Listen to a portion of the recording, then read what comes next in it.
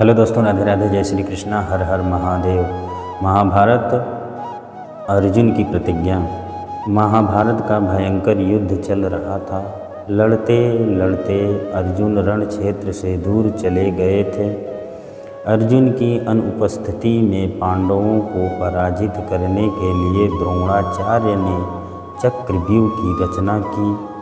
अर्जुन पुत्र अभिमन्यु चक्रव्यूह भेदने के लिए उसमें घुस गए। उन्होंने कुशलतापूर्वक चक्रव्यूह के 6 चरण भेद दिए, लेकिन 7वें चरण में उसे दुर्योधन, जयद्रथ आदि 7 महारथियों ने घेर लिया और उस पर टूट पड़े। जयद्रथ ने पीछे से निहत्थे अर्जुन पर जोरदार प्रहार किया।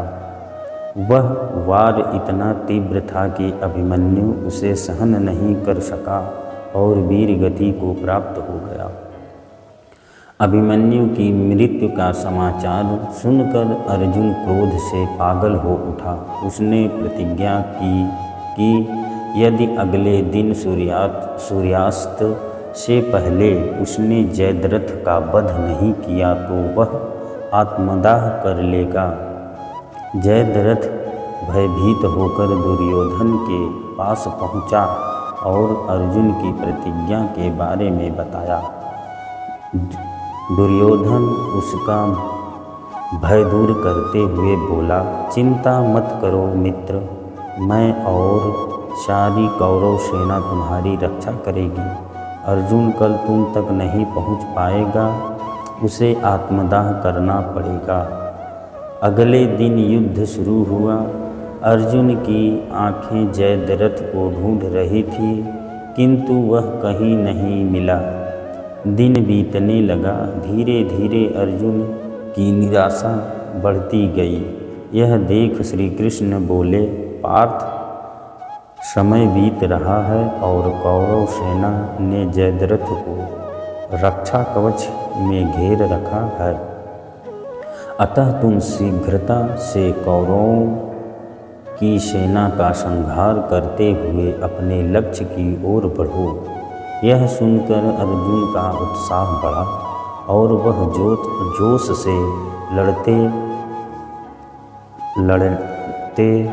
लड़ने लगे और लेकिन जयद्रथ तक पहुंचना मुश्किल था। संध्या होने वाली थी। तब श्री कृष्ण ने अपनी माया फैला दी। इसके फलस्वरूप सूर्य बादलों में छिप गया और संध्या का भ्रम उत्पन्न हो गया। संध्या हो गई है और अब अर्जुन को प्रतिज्ञावश आत्मदाह करना होगा। यह सोचकर जयद्रथ और दुर्योधन खुशी से उछल पड़े। अर्जुन को आत्मदाह करते देखने के लिए जयद्रथ कौरवों की सेना के आगे आकर हंसने लगा। जयद्रथ को देखकर श्री कृष्ण बोले, पार्थ, तुम्हारा शत्रु तुम्हारे सामने खड़ा है, उठाओ अपना गांडीव और वध कर दो इसका। वह देखो अभी सूर्यास्त नहीं हुआ है। यह कहकर उन्होंने अपनी माया समेट ली। देखते ही देखते सूर्य बादलों से निकल आया। सबकी दृष्टि आसमान की ओर उठ गई। सूर्य अभी भी चमक रहा था। यह देख जयद्रथ और दुर्योधन के पैरों तले जमीन खिसक गई। जयद्रथ भागने को हुआ, लेकिन तब तक अर्जुन ने अपनी गांडीव उठा लिया था। तभी श्री कृष्ण चेतावनी देते हुए बोले, हे अर्जुन, जयद्रथ के पिता ने इसे वरदान दिया था कि जो इसका मस्तक जमीन पर गिराएगा उसका मस्तक भी 100 टुकड़ों में विभक्त हो जाएगा। इसलिए यदि इसका सिर जमीन पर गिरा तो तुम्हारे सिर के भी 100 टुकड़े हो जाएंगे। हे पार्थ, उत्तर दिशा में यहाँ से 100 योजन की दूरी पर जयद्रथ का पिता तप कर रहा है। तुम इसका मस्तक ऐसे काटो कि वह इसके पिता की गोद में जाकर गिरे।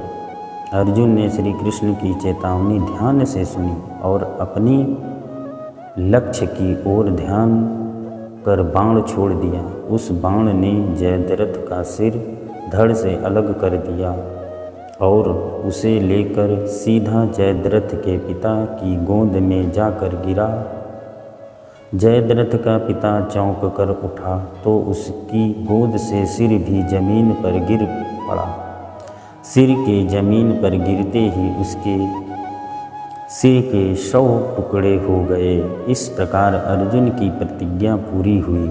कथा यहाँ समाप्त होती है। हर हर महादेव।